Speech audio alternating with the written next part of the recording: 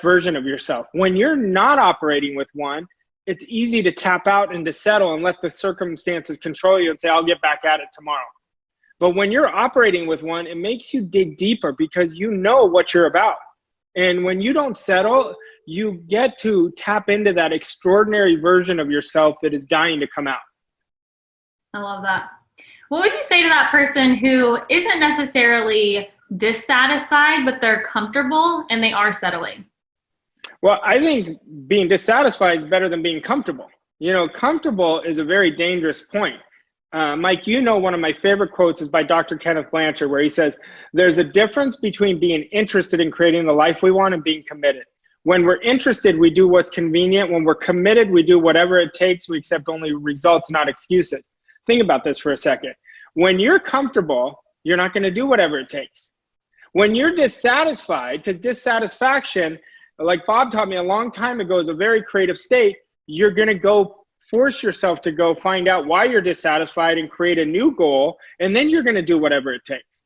So being comfortable is like kind of plateauing, and your results can be just okay. They can be, no, they can be really good compared to where you were a couple years ago, but are they moving you to grow? Because if we're not growing, we're going backwards. There's no in between. You know, I was telling a couple, it was the consultants that I was working with a few weeks ago, and I told them, if you're 75% in, you're all out. I really believe that. Because when you're all in, you remove any excuse in your surroundings. You remove any external distraction, and you really create what you want. You know, when you are fully committed and all in, there's no distraction, there's no excuse. It's only on how I can. And that's where mountains are moved. That's where all these amazing stories we get to hear on a daily basis of what our clients have created is when they've opened the space for this. That is so good. Raj, walk me and our audience through some of the things that you do on a daily basis. Well, my morning routines are non-negotiable. You know, I wake up at 5 a.m. every day. First thing I do is get a workout in. I like really getting that because it starts my body into really good energy. The next thing I do, and I'll work out for that were 30 minutes. You know, then what I do is I go and do a 20-minute meditation. You know, it could be a guided meditation that Bob has. We have awesome meditations on our YouTube channel.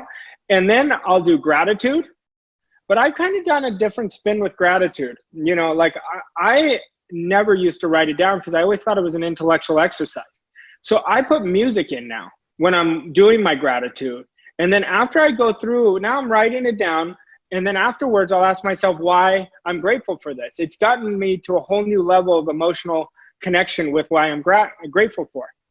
Then I'll do 20 I am statements. I am loved, I am powerful, I am knowing, you know, 20 I am statements. And then I'll finish with 5 minutes of auto-suggestion. You know, auto-suggestion, anyone who's been around me knows that's my to-do. That's my number one to go to really create my goal and really get it embedded in me. And I'll do the same thing I do with gratitude. I'll put a song I like for 5 minutes and I repeat my goal over and over again for that song or for that 5 minutes. And for anyone who's new to this and has never understood what auto-suggestion means, it's a suggestion from yourself to yourself. And then I take a break, you know, and then I'll go get a coffee and then, you know, I start my day 30 minutes later. But I never start my day opening email. I never start my day with anything but that routine. That's so good.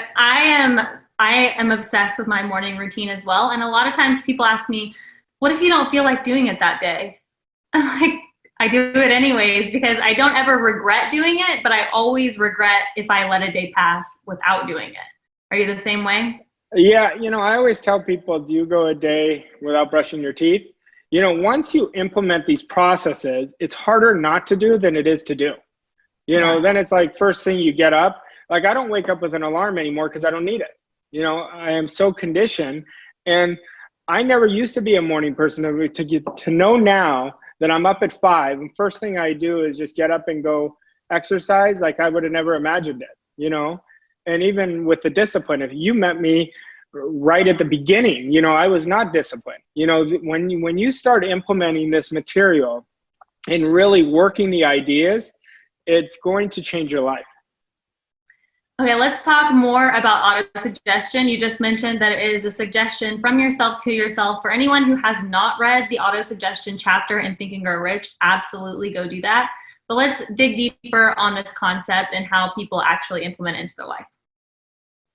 You know, the way you implement is we're auto-suggesting all the time. You know, most people don't understand that.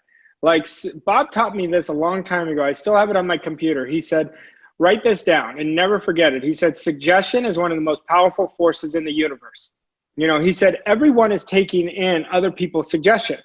Well, if you think about it, throughout our day, we're accepting suggestions all the time. But if we're not accepting suggestions that's taking us to where we want, we're actually auto-suggesting what we don't want. So this is where I talked about earlier about disciplining our thinking. We want to discipline our mind, not let our mind discipline us. And as you start thinking from the end of what you want, and you start speaking it into existence over and over and over again, you're going to change. Mike, you've always heard that phrase, right? And I never really understood it when I was first studying this, but they'd always say, fake it till you make it, you know? And I was like, what does that even mean, right? Well, then you go deeper with this. You start using auto-suggestion. You start consciously using visioneering. You really start thinking only from your goal. You know, then you're going to see that you're leading into that person. That's why it never shocks me when I get a call from a client. They say, oh my God, you're never going to believe this. I go, try me, you know, because this works by law, you know, and what we teach shows up every single day. And even like, this does not have to be really complex. It's like you said, we're auto-suggesting things all the time. So a really simple example is, so often I hear people say, oh, I'm so tired. I'm so exhausted. I'm so tired. I feel good. I'm alive. I'm energized. Or one of the things that I do all the time, touching on your fake it till you make it, is if I'm in a bad mood or if I'm upset about something, I will force myself to smile, or I will force myself to laugh. And then you can't be in a bad mood anymore. You're suddenly like, okay, forget it. Like, yeah.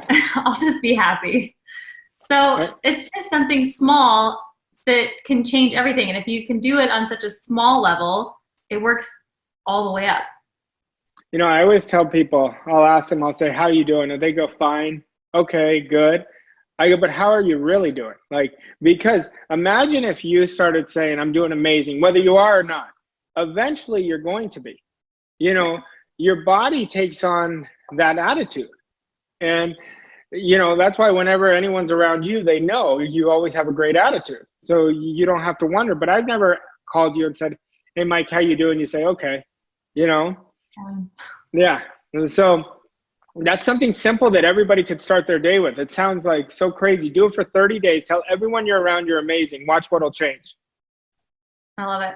Okay, I have something that I'm going to read you because I had a friend send this to me this morning and I thought it was so good, especially for right now, and I want to get your thoughts on it. So I already know you're not someone who watches the news anyways, but there are a lot of people who are really